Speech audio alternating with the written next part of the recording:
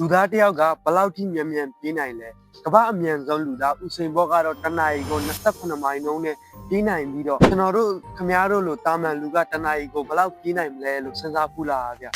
ပုံမှန်အားဖြင့်ကျွန်တော်တို့ကတော့တနာရီကို3မိုင်နှုန်းနဲ့လမ်းလျှောက်ကြပါတယ်ဗျကျမ်းမာရေးအတွက်သက်လမ်းလျှောက်မယ်ဆိုရင်တော့ကျွန်တော်တို့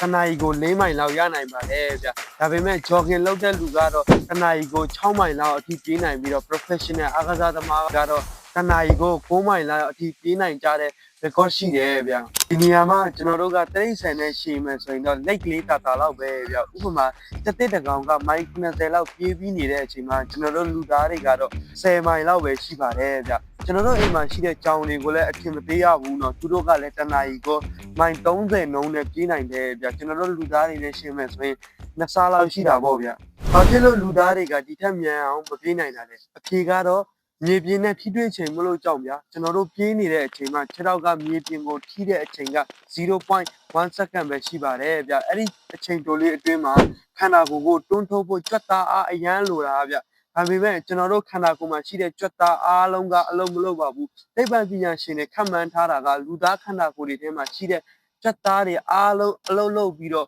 ပြေးမယ်ဆိုရင်တော့မိုင်40လောက်ရမယ်လို့သူတို့ကဆိုကြတယ်ဗျ